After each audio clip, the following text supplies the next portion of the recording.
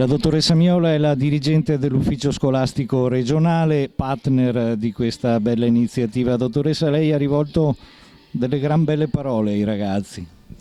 Grazie, ma non è merito mio, è merito loro, nel senso che veramente abbiamo una grandissima soddisfazione nel vedere i risultati del Veneto quando ci confrontiamo con il resto d'Italia e anche con gli altri paesi appunto d'Europa per quanto riguarda gli apprendimenti, la lingua italiana, la matematica, le scienze, e devo dire perché raggiungono degli esiti migliori di tutte le altre regioni d'Italia, quindi vuol dire che si lavora bene nelle scuole, che si crede nella cultura, che si crede nella scuola in quanto scuola.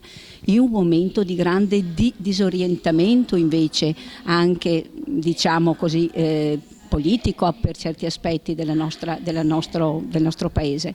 Allora la scuola è ancora in grado di promuovere intelligenze, di far crescere pensieri, di far crescere cultura, ed è molto importante effettivamente che anche questa nostra esperienza, cioè voluta dalla Regione del Veneto come festa del popolo veneto, si vada ad inserire nell'ambito della crescita culturale dei ragazzi, che fa sì che diventino davvero persone, davvero uomini. La cultura è tale solo se è capace di rigenerare altra cultura, altrimenti resta lettera morta.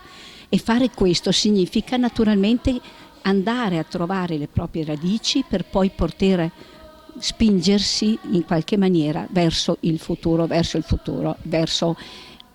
l'avvenire.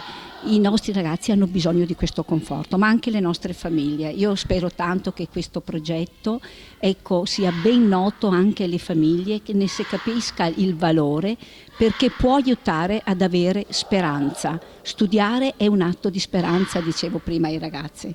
Questo noi dobbiamo darlo, perché viviamo un momento molto difficile e non possiamo lasciarli nell'angoscia, ma solo nella gioia, nella voglia, nella curiosità di conoscere e di impegnarsi, coltivare l'intelligenza e il cuore.